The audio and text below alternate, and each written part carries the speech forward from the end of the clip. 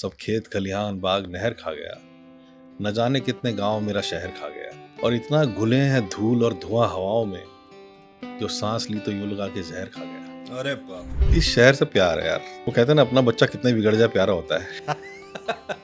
बात तो सही है कि जिन लोगों ने 70s या 80s का देहरादून देखा है, वो इस देहरादून से इत्तेफाक नहीं रखते हैं। लेकिन फिर मैंने आपको कहा ना, अपना बच्चा कितना बिगड़ जाए प्यारा होता है। हाँ देहरादून का मौसम अभी भी यार, कभी कभी जून में भी बारिश होती है तो ठंड हो जाती है। जी। ठंडा ठंडा सा जून का मौसम खास है देहरादून का मौसम। और इश्क वालों, तुम्हें मुबारक हो साल भर हनीमून का मौसम। सेंट जोसेफ में पढ़े।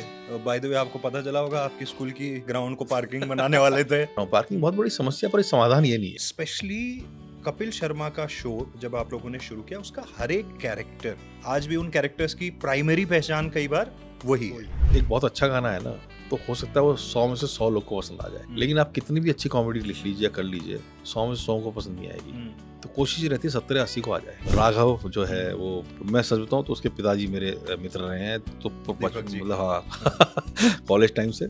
पर वो भी बड़ा आपके एडवोकेट वही तो नहीं थे? नहीं तब वो एडवोकेट नहीं थे। अच्छा, तब नहीं थे। राघव का आपने जिक्र किया, आई एम श्योर आपने उसकी ग्रोथ देखी होगी। सबसे कमाल बात यह है कि राघव जो दिखता है वही है। मुझे लगता है आने वाले टाइम में वो बहुत बुलंदियां छुएगा। बर्फ से ढक गया है पहाड़ी नगर, चांदी चांदी हुए हैं ये पत्थर के घर, खूबसूरत नजारे बुलाते हैं, आ मैं परेशान हूँ पहले देखूं किधर, बर्फ से ढक गया। वाह, क्या बात है। नमस्कार, पहला प्रणाम। मैं हूं आरजे काव्य और ये है ओहो रेडियो पॉडकास्ट। और आज आपके लिए लेकर आए हैं इस पॉडकास्ट में कैमरे के पीछे के एक बहुत ही कमाल के खिलाड़ी को। ये वो खिलाड़ी हैं जिन्होंने आपके सामने कपिल शर्मा जैसा शो डायरेक्ट किया।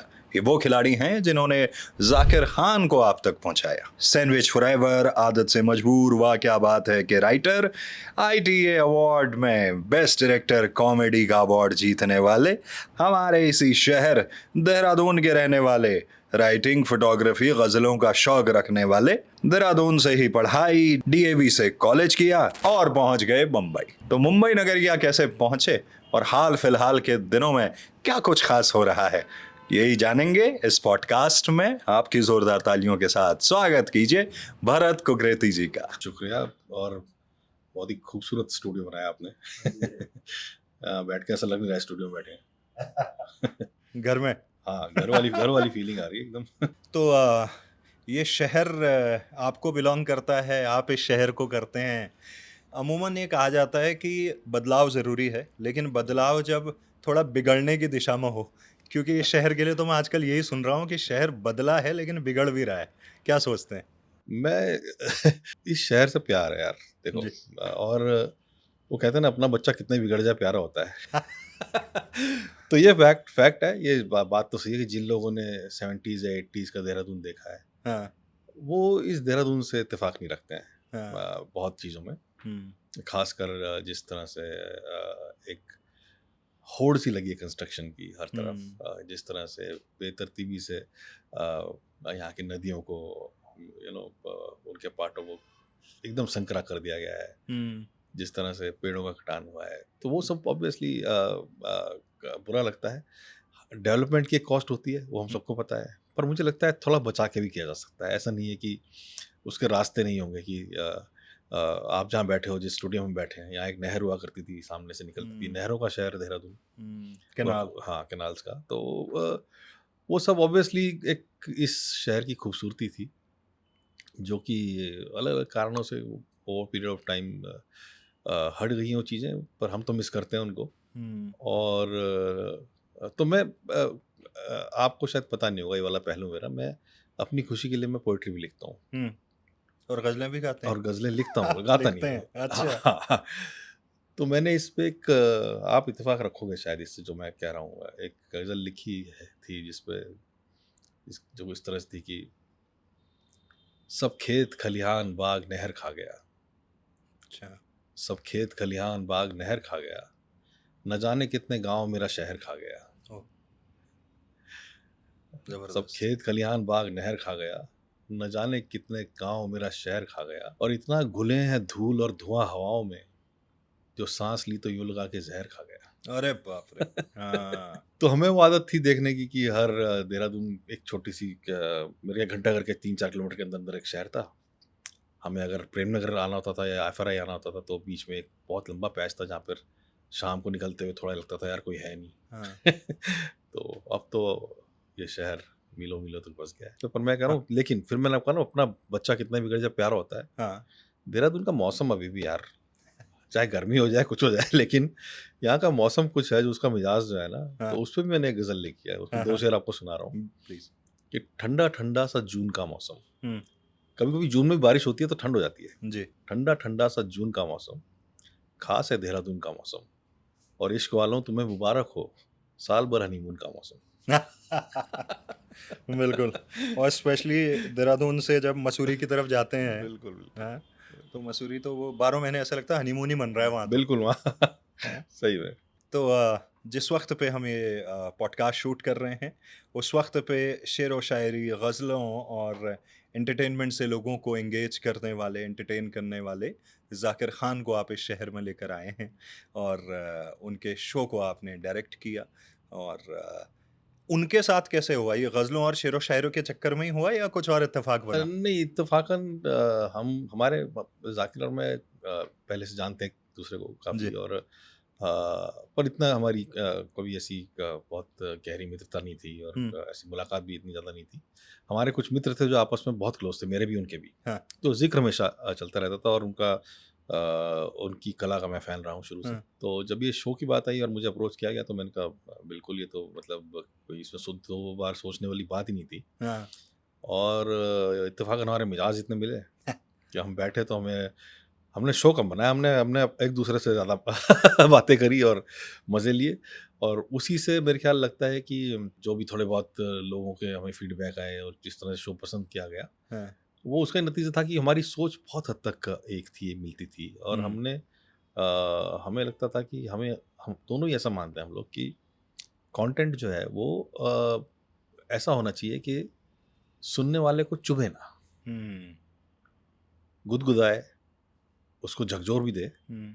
और उसको सोचने में मजबूर भी कर दे, उसको मज़ा भी आए, लेकिन किसी को चुभना नहीं चाहिए। हुँ। तो ये हमारी सोच जो थी वो बहुत सिमिलर थी, तो इसलिए बड़ा मज़ा आया। और कल उनका एक शो है देहरादून में, हाँ। और मतलब मैं उनका कद इतना बड़ा है कि हमने कोई पब्लिसिटी नहीं करी है, कहीं पे इसका कोई ज़िक्र नहीं हुआ है, लेकिन ऑलरेडी शो सोल्ड आउट है। राइट। तो कैसा है काम करने का एक्सपीरियंस उनके साथ में? जब आप कैमरे के पीछे से देख रहे होंगे तो क्या लगता है वो, मतलब क्या है एक छोटे शहर से, जैसे इंदौर से आई थिंक वो आए हैं, तो दिल्ली, फिर दिल्ली से बॉम्बे, तो देखिए, अच्छी बात ये है कि मेरे ख़्याल किसी भी अच्छे कलाकार की जो पहली शर्त है कि अच्छा कलाकार कौन होता है, पहली शर्त होती है अच्छा इंसान होना। हम्म। तो वो उस पे पूरे खरे उतरते हैं, तो इसलिए मेरे ख़्याल जो पहला मापदंड है, वो इतना उसका स्तर इतना ऊँचा है क्योंकि वो एक बड़ी ऐसी फ़ैमिली से आते हैं। उनके दादाजी बहुत बड़े संगीत वादक थे। उनके फ़ादर साहब इन्होंने खुद बचपन से ट्रेनिंग ली है सितार हाँ। बजाने की। तो जब आप उस्तादों के साथ बैठते हैं, आप बड़े लोगों की संगत में रहते हैं, तो बचपन से आपके अंदर वो वैल्यूज़ और वो सारे गुण आने शुरू हो जाते हैं जो जो जो कि आपको कोई सिखा नहीं रहा होता, लेकिन आप सिर्फ़ अपनी सराउंडिंग से एब्ज़ॉर्ब कर लेते हैं। हम्म। तो बड़ी अच्छी बात है, और ये ही उनके मेरे ख्याल कंटेंट में, उनके व्यवहार में रिफ्लेक्ट भी करता है। हम्म। रिलेशनशिप्स की बड़ी गहरी पहचान है उनको। हम्म। मेरे ख्याल उनकी जो बातें हैं वो, और उनका पर्सोना भी ऐसा है, उनके आस-पास जो भी जितने भी लोग हैं, और बहुत सारे लोग हैं उनके आस-पास जी। मतलब उनकी दोस्ती यारी बहुत अच्छी है। किसी को भी कोई भी समस्या होती है तो सलाह के लिए ज़ाकिर को ही अप्रोच करते हैं। तो हम्म। उनके अंदर वो समझ है कि हर बात को गहराई तक समझना और उसके हिसाब से किसी को सजेस्ट करना कि क्या किया जाए, अच्छी सलाह देना। हम्म। हम्म। एज़ अ कलाकार मैं कहूँगा कि जब वो हमारी बातचीत हुई तो वो एक अलग विधा से आए थे। डिजिटल की दुनिया के बहुत बड़े बादशाह हैं वो। मैंने हमेशा टीवी किया है, वो टीवी पे आ रहे थे।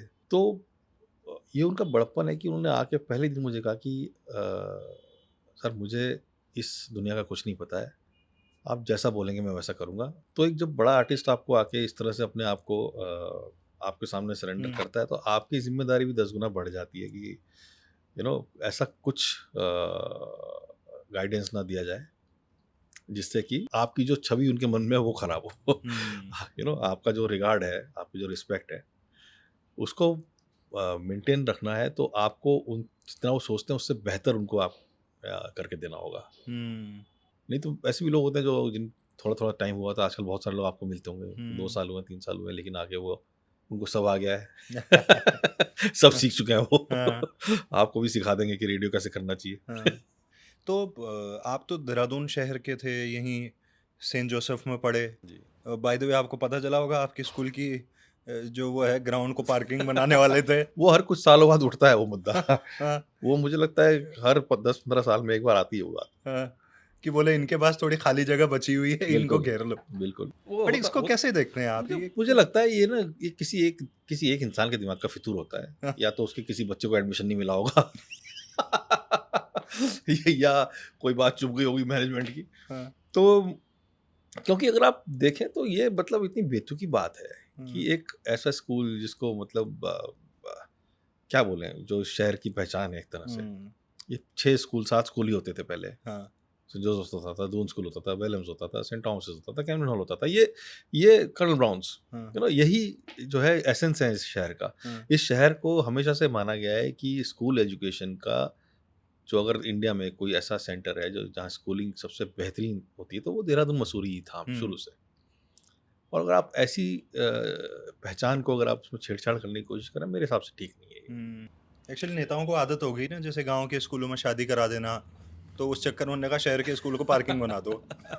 क्या करोगे पढ़ के? पढ़ हैं? के नहीं, पर पार्किंग, मैं वही कह रहा हूँ, पार्किंग हुँ, बहुत बड़ी समस्या, पर समाधान ये नहीं है। हुँ, पार्किंग तो आज की तारीख में हर शहर में पार्किंग की समस्या है। हुँ, मुझे लगता है समाधान ये है। हुँ। तो देहरादून के स्कूल से फिर उसके बाद डीएवी में, जेबी कॉलेज तो में पढ़ा हूँ, लड़ाई बिल्कुल। झगड़े करे आपने? अ, हैं? देखो, वहाँ बच के तो कोई नहीं रह सकता है। हाँ, आस-पास कुछ ना कुछ होता रहता था। हाँ, तो और अगर आप सोशली एक्टिव हैं, हाँ, पॉलिटिकली एक्टिव हैं, जो कि हम थे, हाँ, तो ऑब्वियसली नोक-झोंक चलती रहती थी। हाँ। तो वो और फिर ये बम्बई वाला कैसे हुआ ये? कब पहुँचे आप, कौन-से ईयर में? मैं ये कहानी मतलब अजीब-सी कहानी है। मैं 96 की बात है, हुँ, तो यहाँ एक न्यूज़पेपर था, हिमालय दर्पण, कुछ टाइम के लिए। हुँ, उसमें मैं एज़ सब एडिटर काम कर रहा था। अच्छा, तो मुझे था, लिखने का शौक शुरू से था। और जो ओनर थे उसके, सुभाष शर्मा जी, वो भाई साहब ही हैं, तो उन्होंने न्यूज़पेपर शुरू किया, तो ऑब्वियसली हम लोग साथ जुड़े। हमने कहा हुँ, हम भी भाई साहब करेंगे, तो उन्होंने हमें भी मौका दे दिया कि चलो आ जाओ। तो उसमें शुरुआत थी, साथ-साथ मैंने जर्नलिज़्म भी कर लिया। डीवी कॉलेज में पहली बार शुरू हुआ था। तो मेरे को था कि कहीं अच्छी जगह पे वो करना है, काम करना है। तो मेरी बात हुई, एक मैग्ना पब्लिकेशंस है बॉम्बे में, हुँ, नारी हीरा साहब का होता था, जिसकी ये मैगज़ीन्स आपने देखी होंगी, अगर स्टारडस्ट है जी, और सिटाडेल है। उनसे किस तरह से कनेक्ट हुआ मैं, और नौकरी की बात करने बॉम्बे पहुँचा। तो उन्होंने मेरा पूरी कहानी-वहानी सुनी, कहने लगे, "यार, मैं नेपाल में एक ऑफ़िस खोल रहा हूँ, आप वहाँ चले जाओ और वहाँ आप हैंडल कर लो।" तो मैंने कहा, "यार, मैं तो बॉम्बे आना चाह रहा था, ये तो मेरे को सीधा ही नेपाल भेज रहे हैं।" हाँ, तो उनसे तो बात नहीं बनी, लेकिन फिर वहाँ एक और मैगज़ीन थी, इंटरनेशनल मैगज़ीन थी शिपिंग की, हाँ, उसमें मेरे को काम मिल गया। अच्छा, तो मैं जर्नलिज़्म में था, राइटर मतलब जर्नलिस्ट था, फिर उसके बाद उस मैगज़ीन का मैं एडिटर बन गया। लेकिन एक जानकार हमारे कोई उस दिनों दूरदर्शन का सीरियल बना रहे थे। हुँ, तो उन्होंने कहा, यार आप स्क्रिप्ट लिखोगे? मैंने, मुझे आती नहीं लिखनी। कहते कुछ नहीं है, आप जैसा आपको दिखता है स्क्रीन पे, लोग सीन आता है, लोग बोलते हैं, ऐसा करना है, बस आप एक बार देख लो। और मज़े की बात ये एक कोर्ट रूम थ्रिलर था, मतलब क्राइम कोर्ट रूम ड्रामा। तो मैंने एक एपिसोड लिखा, तो उनको बड़ा पसंद आ गया। और मज़े की बात है, उस एक एपिसोड लिखने के मुझे उतने पैसे मिले जितनी मेरी सैलरी थी उससे डबल। अच्छा, हुँ, तो मुझे लगा, यार ये तो बड़ा अच्छा काम है। यहाँ तो मेहनत तो है, लेकिन हुँ, पैसे तो बहुत अच्छे मिल रहे हैं। हाँ, तो then I shifted to television. और मेरी किस्मत इतनी अच्छी रही कि मेरे शिफ्ट होने के 1 साल के अंदर ही, या 1.5 साल के अंदर ही कॉमेडी सर्कस शुरू हुआ। मैं उस कंपनी के साथ किसी और काम में जुड़ा हुआ था। तो उन्होंने मुझे कॉमेडी सर्कस में मौका दिया। हुँ, बस वहाँ से वहाँ से शुरुआत हो कहानी गई। शुरू हो गई। तो 20-25 साल हो गए अंदाज़न? हाँ, मतलब मुझे बॉम्बे गए हुए तो हो गए हैं हाँ, 26-27 साल, हाँ, हाँ। बट कॉमेडी सर्कस शुरू हुआ था शायद 2006 में। 6 हाँ। टेलीविज़न मेरा 2004-5 से शुरू हुआ, जब से वो दूरदर्शन का सीरियल। एंड फिर 2010 के आसपास या 12 में आपका कपिल शर्मा वाला जो 2012 show, comedy nights with Kapil नाम कॉमेडी से। नाइट्स कपिल। अच्छा। एक चीज़ जो बातों में भी उस वक़्त भी हम बात कर रहे थे इससे पहले, और एक मेरे को समझ में आया कि जैसे हम फ़िल्म्स तो ठीक है, हज़ारों फ़िल्म बन रही हैं। कुछ फ़िल्में ऐसी होती हैं जो कल्ट हो जाती हैं या ऐतिहासिक इसलिए हो जाती हैं कि उस फ़िल्म का हर एक कैरेक्टर अलग लेवल पे पहुँच जाता है। मसलन वो शोले हो, हुँ, कि मतलब वो घोड़ी भी फ़ेमस है, पानी की टंकी बिल्कुल, भी बिल्कुल, फ़ेमस है, शामल मतलब भी हर है। चीज़। आप वासेपुर देखो, जी, हर एक डायलॉग, हर एक कैरेक्टर। जी।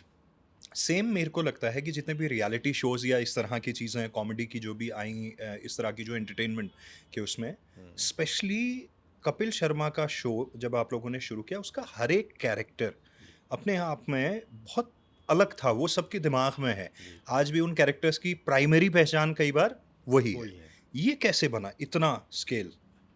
कई बार ना चीज़ें बनाई ही नहीं जाती सोच के, हुँ, बन जाती हैं। मैं तो यही बुनते चलो। कहूँगा, मैं यही कहूँगा, हाँ, क्योंकि सोच के हर आदमी यही करता है कि मैं हिट फ़िल्म बनाने जा रहा हूँ, हुँ, होती नहीं है।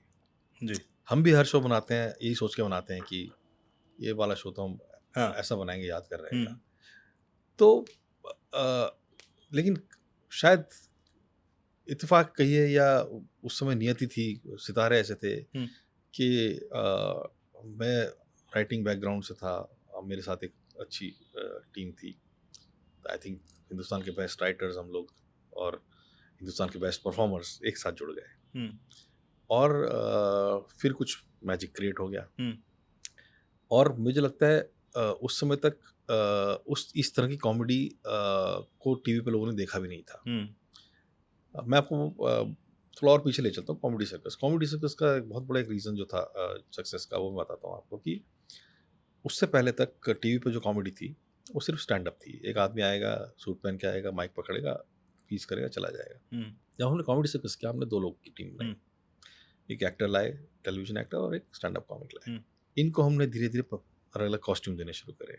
इनके एक्ट्स में हमने म्यूज़िक डालना शुरू किया। हुँ, इनके एक्ट्स में हमने स्लैपस्टिक डालनी शुरू करी। हुँ, तो एक नया फ्लेवर या जॉनर लोगों को देखने को मिला। हुँ, और ये जो कलाकार थे हमारे पास, ये उस समय तो खैर नए थे, अब तो ये रवां हो चुके हैं एकदम। हुँ, तो कृष्णा थे उसमें, जैसे सुदेश थे। हुँ, सुदेश जी पुराने बहुत बहुत ज़हीन कलाकार हैं। हुँ, पर जो टीवी से जो लोग आए थे, वो सब नए-नए थे। अली असगर, कृष्णा, इन लोगों ने कभी कॉमेडी की नहीं थी। राइट, उस शो पे ये लोग भी निखर के सामने आए। जब हमने वो 6-7 साल कर लिया, 8 साल कर लिया, मैंने 2014 में शायद कपिल का था लॉन्च, या 12 या 14 के बीच में कहीं। तो हमें लगा ये तो हो गया अभी, व्हाट नेक्स्ट? तो कपिल के शो पे पहले 100 एपिसोड जो थे वो मैंने खुद लिखे। हुँ, क्योंकि शो का सुर सेट करना वो बड़ा ज़रूरी हाँ, होता है। उससे पहले तक जितने भी इंटरव्यू बेस्ड शो थे, चाहे वो फारूक शेख साहब का जीना इसी का नाम हो, हुँ, चाहे सिमी ग्रेवाल जी का हो, हुँ, चाहे कमलेश्वर जी का उससे पहले, या तबस्सुम जी का रहा हो। बड़े इंटरेस्टिंग शो थे, लेकिन हुँ, क्वेश्चंस पूछने का तरीका बहुत एकेडमिक होता था हाँ, और ज़हीन होता था। हुँ, तो यहाँ हमने क्या डिसाइड किया कि हम सवाल ही ऐसा पूछेंगे कि हमें जवाब की ज़रूरत नहीं है।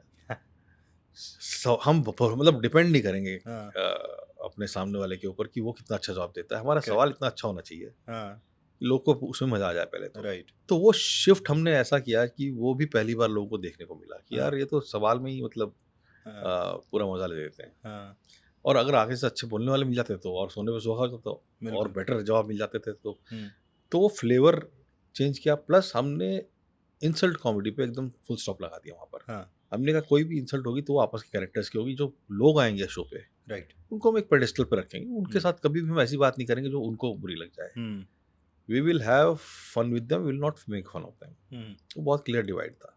तो ये सुर सेट करने के लिए ज़रूरी था कि पहले इसका एक प्रोटोटाइप या पायलट बनाया जाए। तो 100 एपिसोड आप यकीन नहीं करोगे मैंने खुद लिखे, हुँ, एक-एक लाइन, अच्छा, right from questions to hmm, entries to everything.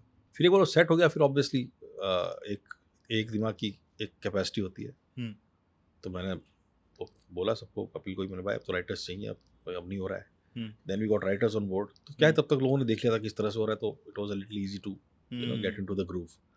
तो फिर वो शुरू हुआ। ये चला हमारा करीब 2016-17 जो भी जितने साल चला होगा, फिर उसके बाद ऑब्वियसली हम लोग कलर से हटे सो नहीं पाए, तो फिर हमने नया वर्ल्ड बना लिया एक। हम्म, आप जो कह रहे हो ये दिमाग में छपने वाली बात, उसमें 2 चीज़ें बहुत ज़रूरी होती हैं। पहली चीज़, वो कैरेक्टर इतना रिलेटेबल होना चाहिए, हम्म, आपको लगे यार ये मेरी बात कर रहा है हाँ, या मेरे किसी जानने वाले जैसी बात कर रहा है। हम्म, तो हमारे आप जितने भी कैरेक्टर देखोगे, हम्म, अगर एक बुआ थी जिसकी शादी नहीं हुई, तो आपको हर फैमिली में या हर पड़ोसी के आस दिख जाएगी कोई ऐसी बुआ, जो थोड़ी-सी एज निकल रही है शादी की और शादी करने की उसकी बात चल रही है। हम्म, अगर आप देखोगे दादी, दादी हर घर में होती है। हमने थोड़ी दादी फैंसी बना दी तो लोगों को और प्यारी लगने लगी वो। हम्म, हस्बैंड वाइफ की नोक-झोंक थी कपिल हम्म, और सुमोना की। हर घर में होती है, उतने वर्ड्स में डिफाइन नहीं होती है। हमने उसको एक डेफिनेशन दे दी। तो रिलेटेबिलिटी बहुत बड़ा फैक्टर होती है किसी भी बात में। हम्म, आपकी बात अगर मैं कॉमेडी की एक लिमिटेशन है। एक बहुत अच्छा गाना है ना, तो हो सकता है वो 100 में से 100 लोग को पसंद आ जाए। लेकिन आप कितनी भी अच्छी कॉमेडी लिख लीजिए या कर लीजिए, 100 में से 100 को पसंद नहीं आएगी। हम्म, तो कोशिश ये रहती है 70 या 80 को आ जाए। हम्म, उतना भी अचीव कर लिया अगर आपने, that means it's a hit. तो कपिल के शो की बात ये थी कि 70-80% लोग रिलेट करते थे। हम्म, उसमें भी लोगों ने क्रिटिसाइज़ भी किया उसको, हम्म, लेकिन उनकी संख्या बहुत कम थी। हम्म, तो ज़्यादातर लोगों को लगा कि हाँ यार, ये अपने मिलते-जुलते देखे वाले कैरेक्टर्स हैं तो मज़ा आता है, तो इसलिए आई थिंक दैट्स व्हाई वो कैरेक्टर्स रेज़ोनेट किए ऑडियंस के साथ, इसीलिए वो इतने पॉपुलर भी हो गए। ऑडियंस की समझ के लिए और खुद के जानने के लिए जानना चाह रहा हूँ कि जब हम इनको टीवी पे देखते हैं इस तरह के शोज को, वो लगता है कि इसमें बहुत सारा राइटिंग में काम गया है, हुँ, रिहर्सल्स हुई हैं। हुँ, ओवरऑल एक शो बनने में लेट्स से आप एक 60 मिनट का एपिसोड अगर बन रहा है, राइट। इसका प्रोसेस मतलब स्टार्टिंग से लेके एंड तक, अगर कोई मीडिया का स्टूडेंट समझना चाहे या क्या होता है एग्जैक्टली? सी जब हम शो सेटअप कर रहे होते हैं ना, तो हम्म, कोई भी वर्ल्ड क्रिएट करना होता है तो उसमें बहुत टाइम जाता है। हम्म, बहुत सोच जाती है उसमें। मतलब वो सुन देखने में आपको हमारा कैरेक्टर इतना आसान लगेगा, अरे यार ये तो ऐसे खड़ा होकर कर दिया होगा इसने। हाँ, लेकिन उसके पीछे बहुत गहरी सोच गई होती है, बहुत उस पे होमवर्क किया गया होता है, उस कैरेक्टर्स की कई शेड्स को एक्सप्लोर किया गया होता है। हम्म, मैं आपको कभी स्क्रीन पे बताऊँगा नहीं कि ये कैरेक्टर ने बचपन में क्या किया है, ये कैरेक्टर का कौन से स्कूल में गया है, ये कैरेक्टर ने कॉलेज में कैसा था।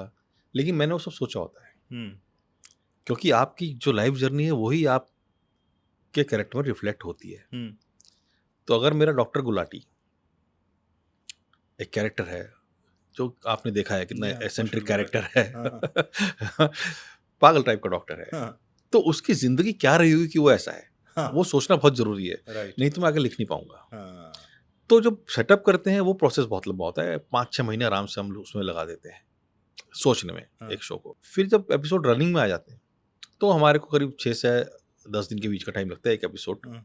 लिखने में, रिहर्स करने में और फिर शूट करने तो ये सोचने के भी पैसे मिलते हैं या फिर एग्जीक्यूशन के टाइम पे ही बनाने पड़ते हैं में। सोचने वाले पैसे? नहीं, हर शो में हुँ, हालाँकि हम तो चाहते हैं कि हमारे को और ज़्यादा टाइम मिले, बट हुँ, एटलीस्ट 2-3 महीने का प्री प्रोडक्शन टाइम देते हैं नेटवर्क्स। हुँ, आपको 3 मंथ्स की प्रिपरेशन टाइम देते हैं, हुँ, जो कि मेरे हिसाब से थोड़ा कम है, हुँ, बहुत सारे लिमिटेशंस होते हैं, बजटरी लिमिटेशंस होते हैं, हुँ, प्रोग्रामिंग लिमिटेशंस होते हैं, तो हुँ। इतना करीब टाइम मिलता है आपको तो सोचने ये के लिए। शोज़ कैसे आप लोग वीकली शूट करके उसको प्ले करते हैं या फिर एक साथ कुछ नहीं, अ, नहीं, नहीं, ये सी कॉमेडी स्पेशली अगर मैं बात करूँ, हाँ, आप क्या है खतरों के खिलाड़ी को आप शूट करके और फिर आप प्ले आउट कर सकते हैं। ओके। बिकॉज़ उसमें क्या है कि एग्ज़ीक्यूशन में परफ़ॉर्मेंस में ज़्यादा फ्री फ्लो परफ़ॉर्मेंस ज़्यादा है हुँ, और स्क्रिप्टेड कम है। हुँ, हमारे शो में स्क्रिप्ट इज़ द बैकबोन। हुँ, एक स्क्रिप्ट बनाने के लिए हमारे को 6 से 8 दिन लगते हैं। तो हुँ, आज अगर आप मुझे बताएँगे कि हाँ, अच्छा ये अगली आज से 10 दिन बाद ये फ़िल्म के लोग आ रहे हैं, हाँ, तो हम सोचना शुरू करेंगे सब क्या कर सकते हैं? हुँ, इनसे कैसे सवाल पूछे जाएँ? हाँ, इनके साथ कौन से कैरेक्टर को इंट्रोड्यूस किया जाए? हाँ, वो कैरेक्टर इनसे क्या बात करेगा? हुँ, वो स्क्रिप्ट लिखी जाती है हुँ, आइडिएशन के बाद। स्क्रिप्ट के रीड्राफ्ट्स होते हैं। हुँ, फिर वो हमें पहले सीनियर राइटर सुनते हैं, हुँ, फिर मैं सुनता हूँ, सब चेंजेस देते हैं, रिविजन्स होते हैं, तब जाके वो एक्टर्स सुनते हैं, एक्टर्स अपने इनपुट्स देते हैं, हुँ, फिर उसकी रिहर्सल होती है, फिर परफॉर्मेंस होती है। इसको ऐसे शोज़ को एक साथ शूट करके एयर करना पॉसिबल नहीं है। हुँ, कुछ शोज़ होते हैं जिनको आप कर सकते हैं, जैसे केबीसी है। हाँ, तो केबीसी में शेड्यूल शूट्स होते हैं ऑब्वियसली, बिकॉज़ एक दिन में 2 एपिसोड करने हैं तो आप 1 वीक का शूट लगा के 14 एपिसोड शूट कर सकते हैं। हाँ, हाँ, ताकि आपके 2 या 3 वीक का कोई 5 डेज़ अ वीक है, हाँ, उतना आप बैंक इकट्ठा करें। हाँ, क्योंकि उसमें आपका क्या है कि इट इज़ पॉसिबल कि कोई भी कंटेस्टेंट हो, सवाल आपके फिक्स्ड रहेंगे। हाँ, हमारे उसमें क्योंकि वेरिएबल्स इतने ज़्यादा हैं हुँ, कि अच्छा हमारे तो ऐसे भी होता है कि अ, मान लीजिए कोई फ़िल्म आ रही है तो उसके 2 एक्टर आ रहे हैं। हुँ। लास्ट मोमेंट पे बोलते हैं अच्छा 2 एक्टर और आ रहे हैं वो जो पहले नहीं आ रहे थे। अच्छा, लिखो आप कुछ हैं, अब तो फिर हाँ, तो उनके लिए भी सोचना पड़ता है, उनके इन्वॉल्व तो उनके लिए भी करना है लिखना सब। पड़ता है क्योंकि आप उनको भी एलिनेट नहीं कर सकते कि भाई हुँ, आपने बाद में बताया तो हम पूछेंगे नहीं आपसे। हुँ, हुँ, तो वैसा सब कुछ बहुत चलता है। तो ये हुँ, रियल टाइम शोज़ होते हैं। हुँ, हुँ, ये रियल टाइम में बनते हैं। आप मेरे से अभी बात करोगे हुँ, कि स्क्रिप्ट क्या है तो मैं आपको कहूँगा ये स्क्रिप्ट है। हुँ, जब तक पढ़ के वापस आओगे ना उसमें चेंजेस हो चुके होंगे। हुँ, क्योंकि तब तक हमें बेटर लाइन्स आ गई होंगी। करेक्ट। तब तक हमें किसी और एक्टर कैरेक्टर का आइडिया आ गया होगा। हुँ, तो ये रियल टाइम में बनने वाले शोज़ हैं। हुँ। तो इनको क्या मतलब याद ही करना पड़ता है या प्रॉम्प्टर वगैरह चलता नहीं, है? नहीं ये ब बेस्ट चीज़ ये है इस शो की कि ये हमारे जितने भी एक्टर्स हैं ये खुद भी हुँ, बहुत पर्टिकुलर है इस बात के हुँ, क्योंकि प्रॉम्प्टर से आप सिर्फ सपोर्ट के लिए रख सकते हो। हुँ, लेकिन अदरवाइज़ स्क्रिप्ट आपको याद होनी ही चाहिए, तो ही करेक्ट। आपकी परफ़ॉर्मेंस बेटर आएगी। हुँ, तो रीडिंग रिहर्सल पूरी होती है। राइट। आपको क्या लगता है Uttarakhand as a market because पहले भी शूट हो रहे थे वो गोविंदा के ज़माने में, कभी रानीखेत में कोई गाना शूट हो गया, कोई मसूरी में हो गया, लेकिन इस बीच जैसे हम देख रहे हैं पिछले 5, 7, 8 साल में स्पेशली जब से ये थोड़ा-सा इंटरनेट की वजह से और फैली हैं चीज़ें, हुँ, तो नेशनल अवार्ड्स के दौरान भी बहुत बार अवार्ड मिलता है राइट, उत्तराखंड को फिल्म फ्रेंडली राइट। डेस्टिनेशन का। तो 250-300 वेब सीरीज़, जी, जी, फ़िल्में शूट जी, हो रही हैं। जी। बट उत्तराखंड की स्टोरीज़ अभी भी शायद 1% भी रिफ्लेक्ट नहीं हो पा रही हैं नेशनल लेवल पे। उसको लेके क्या सोचते हैं? मैं इसमें ना 2 चीज़ है मैं आपको हुँ, बताऊँ कि आप जब उत्तराखंड बोलते हैं ना फ़िल्म शूट्स के लिए, हुँ, मैं सच बताऊँ मेरे को सिर्फ देहरादून दिखाई देता है अभी अच्छा। तक। हुँ, जितने भी शूट्स हो रहे हैं हुँ, उसमें से आई थिंक 80-90% देहरादून या उसके आस-पास हो रहे इसके हैं। आस-पास, हाँ। वो उसका रीज़न भी है, हुँ, लॉजिस्टिक्स इम्पोर्टेंट होते करेक्ट। हैं। हुँ, आपका एयरपोर्ट यहाँ पे है, हुँ, आपके पास अच्छे रहने की जगह यहाँ पे है हुँ, एंड आई थिंक कुछ हद तक टेक्निकल सपोर्ट जो है वो भी यहाँ पर है। हुँ, अगर आज मैं रुद्रप्रयाग या कहीं और जाके शूट करना चाहूँ, हर्षिल में शूट करना चाहूँ, हुँ, मेरे को लॉजिस्टिकली काफ़ी कुछ मशक्कत करनी हुँ, पड़ेगी। हुँ, लाइक आप अगर थोड़ी-सी और 2-4 फ़िल्में छोड़ दें, केदारनाथ हो हुँ, गई या ऐसी फ़िल्में छोड़ दें, मेजरली शूट्स आपके अभी भी यहीं हो रहे हैं। यहीं हो रहे हैं। हुँ, तो मुझे ऐसा लगता है कि हमारे को डिसेंट्रलाइज़ करने की ज़रूरत है हुँ, इस पूरे प्रोसेस को, हुँ, शूटिंग प्रोसेस को, और हुँ, वो 2 तरीके से हो सकता है। हुँ, पहला ये कि एक्सेसिबिलिटी इतनी कन्वीनिएंट हो जाए, हुँ, तो मैंने बल्कि सजेशंस दिए भी थे यहाँ के कुछ ऑफिसर्स को। मैंने कहा कोई भी प्रोड्यूसर ना पैसा खर्चने से नहीं डरता है, हुँ, क्योंकि जब फ़िल्म का बजट बनता है तो पैसा हाँ, तो ऑब्वियसली वो बजट करते ही हैं। हाँ, लेकिन उसको पता होना चाहिए कि मैं कितना खर्चूँगा। हुँ, सो सपोज़िंग अगर यहाँ से हम लोग देहरादून में एक बेस बना दें, जो है ही जी, आपका हेलीपैड, हाँ, और एक हम नैनीताल या उधर अपना हल्द्वानी साइड में एक बना दें या पंतनगर पे बना दें।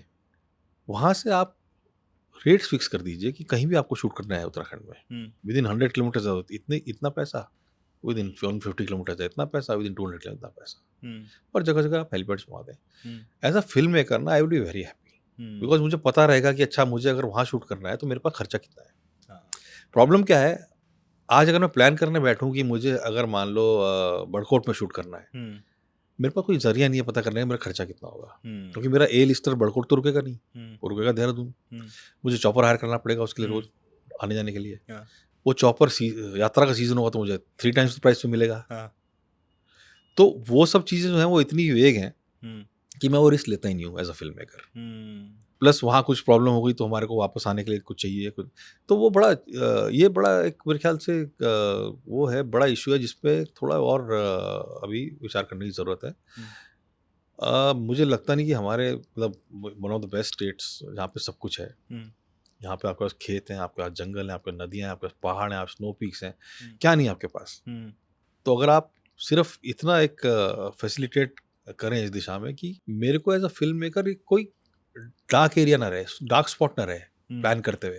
हुँ, मुझे पता रहे कि अच्छा अगर मैं जा रहा हूँ हर्षिल शूट करने, तो वहाँ पर मेरे पास कौन-से अकोमोडेशन है जो मेरा क्रू रुक सकता है, हुँ, कौन-से अकोमोडेशन जिसमें मेरे बड़े स्टार रुक सकते हैं, या हुँ, नहीं है तो अगर यहाँ रुक रहे हैं तो डेली आने-जाने का मेरा खर्चा है। हुँ। वो सब ज़रूरी है बताना।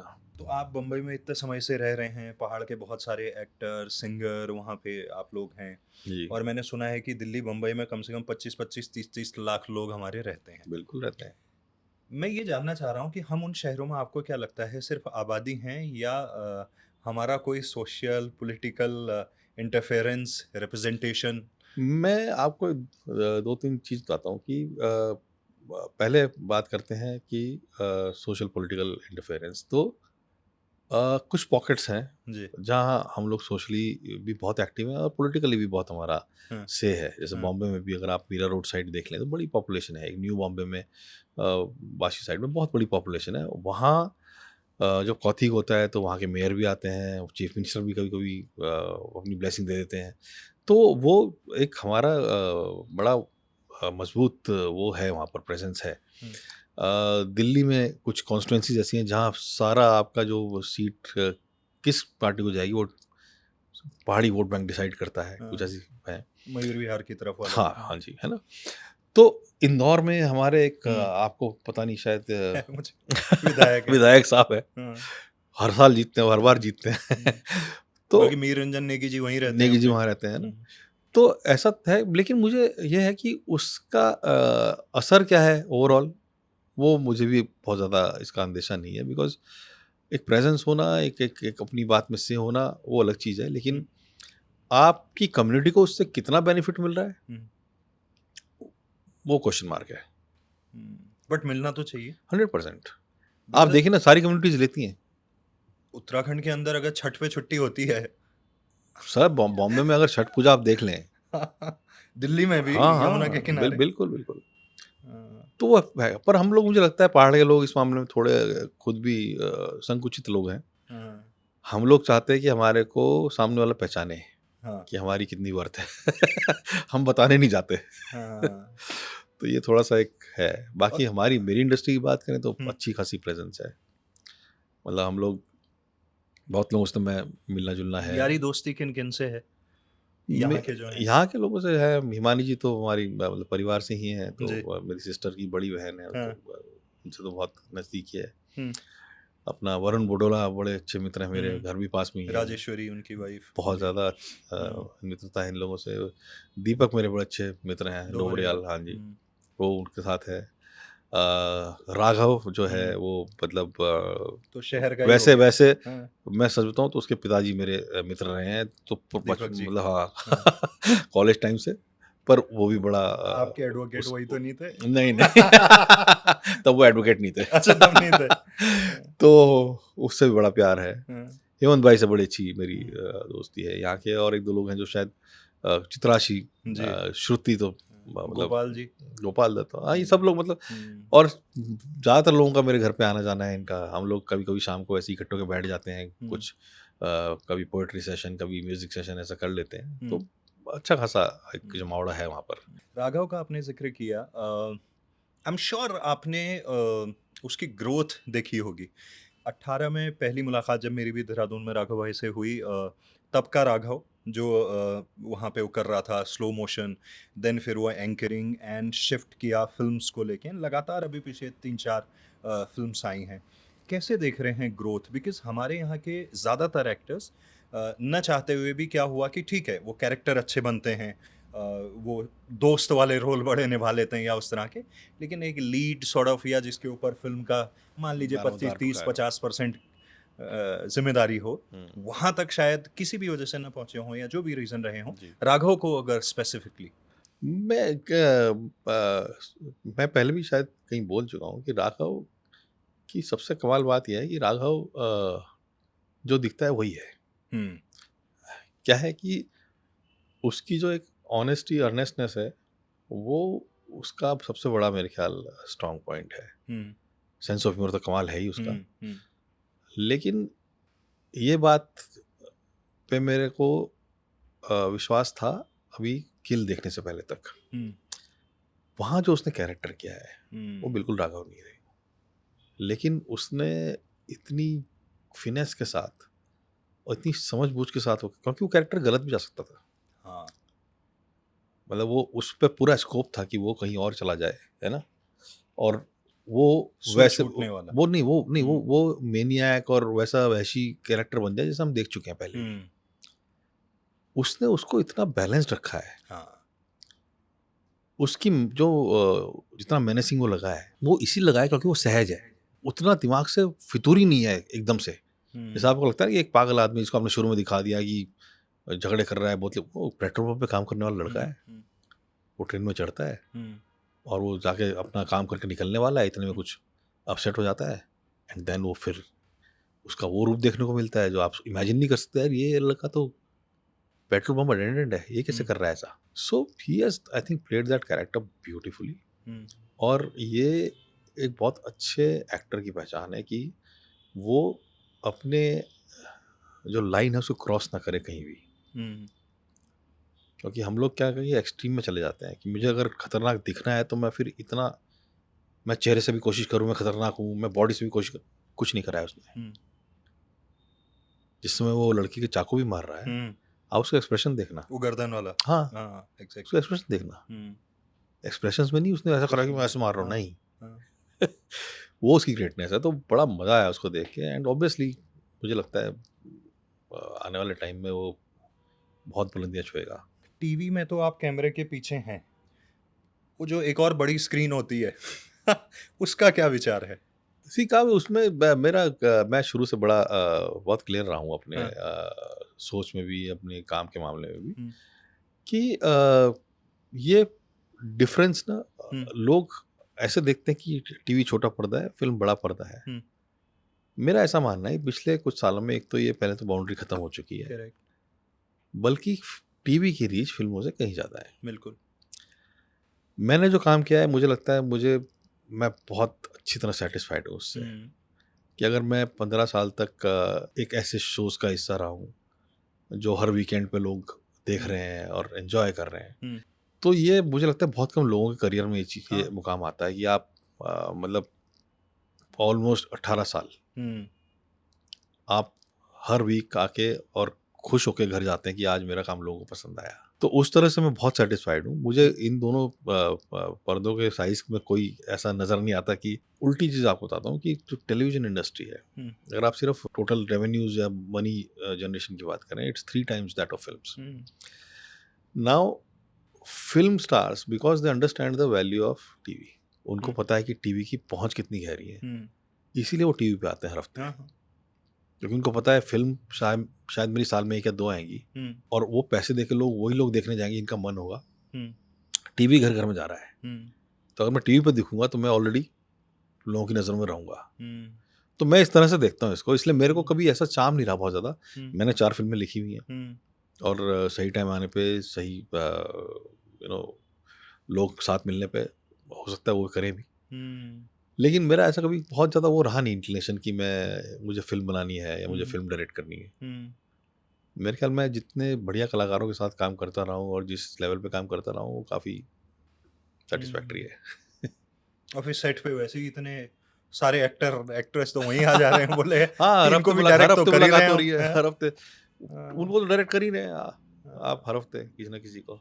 तो फिल्म्स लिखने का, गज़लों का, गाने का थोड़ा तो होगा मेरे ख्याल से। कभी किसी ने कह दिया कि भाई साहब लिखा तो आपने है, एक बार ज़रा सुना दीजिए, इसको गाया कैसे जाएगा? नहीं यार, वो कभी बहुत ज़्यादा रहा नहीं। हाँ, मतलब ऑब्वियसली जितना हर कोई बाथरूम में गुनगुनाता है वैसे तो चलता है, बट ऐसा कभी रहा नहीं गाने का बहुत मतलब शुरू से लिखने का कि हमेशा हो रही। कुछ बारिशों वाली शामों में मित्रों के साथ सुनने का शौक। ये बुला लेते हैं आपको लग रहा है कि कहीं ऐसा ना हो ये भी कहे सुनाओ तो 2 लाइन सुना दो। देता नहीं ऐसा नहीं है, मतलब जितना बुरा कोई गाता है उतना बुरा मैं गाता हूँ। इसमें कोई मुझे वो नहीं है कि परहेज है गाने से, पर मुझे पता है मैं अच्छा नहीं गाता हूँ। तो देहरादून शहर का जो मौसम है, जैसा आपने तारीफ करी, और वाकई में मतलब कितनी भरी गर्मी हो, अगर एक बार बारिश आ जाए तो अगले 2 दिन बड़े प्लेजेंट निकलते हैं। बहुत बढ़िया।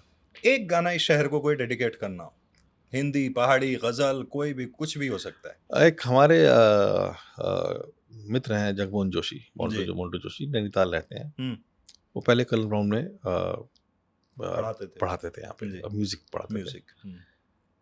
तो एक बल्ली साहब हैं जो तराई में रहते हैं, चीमा जी।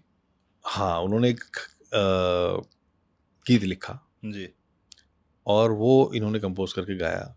तो वो गीत जब मैं सुनता हूँ ना, बड़ा उसकी बहुत कमाल है। वो पहाड़ों पे उससे सुंदर गीत शायद मैंने ना तो सुना है, क्योंकि हिंदी में है, लेकिन जिस तरह से उन्होंने लिखा है, मेरे ख्याल आपने पता नहीं सुना है कि नहीं सुना है, कि बर्फ से ढक गया ये पहाड़ी नगर, चांदी चांदी हुए हैं ये पत्थर के घर, खूबसूरत नज़ारे बुलाते हैं, मैं परेशान हूँ पहले देखूं किधर। कैसे है ये धुन, क्या है इसकी? यार धुन बड़ी मुश्किल है। थोड़ा सा। बर्फ से ढक गया है पहाड़ी नगर, चांदी चांदी हुए हैं ये पत्थर के घर, खूबसूरत नज़ारे बुलाते हैं खूबसूरत नज़ारे बुलाते हैं मैं परेशान हूँ पहले देखूं किधर, बर्फ से ढक गया।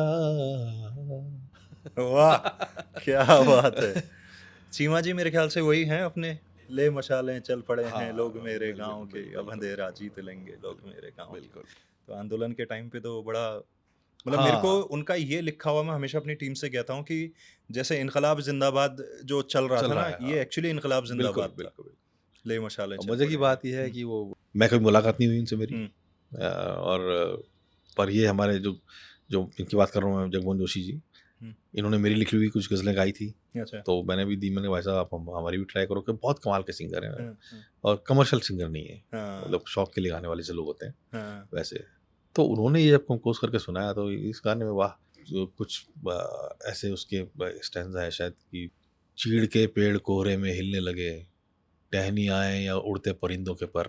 क्या इस तरह की बात है। लाइनें हैं इसमें, तो बड़ा हुँ, कमाल डिस्क्रिप्शन है एक पहाड़ी माहौल का। तो हुँ। बड़ा अच्छा लगता है ये गाना मुझे। तो ये बढ़िया बातचीत आपके साथ होगी। पहली मुलाकात इस तरह से, बाकी सोशल मीडिया पे तो देखते रहते हैं बिल्कुल। आपके नहीं, नहीं, काम को और बड़ा मज़ा आता मैं भी है। आपको काफ़ी फ़ॉलो करता हूँ। बड़े अच्छे लगता है, आप यहाँ के इश्यूज़ उठाते रहते हैं और हुँ, यहाँ की बातें करते रहते हैं। बल्कि मतलब मेरा ऐसा मानना है कि हमें अपने साथ और लोगों को जागरूक करने की, जोड़ने की ज़रूरत है। क्योंकि यार ये शहर मतलब थोड़ा बुरा लगता है कभी-कभी इस हुँ, शहर के लिए। इस हुँ, शहर में तुम्हारे प्राण बचे हुए हैं।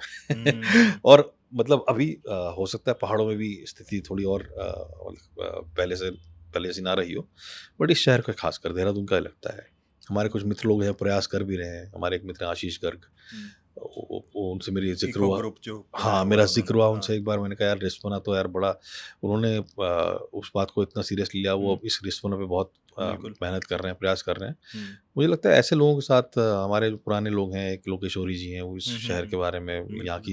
हुँ, यहाँ का जो कल्चर रहा है, हुँ, यहाँ की जो पुरानी मॉन्यूमेंट्स हैं, उनके हुँ, बारे में वो काफ़ी करते रहते हैं।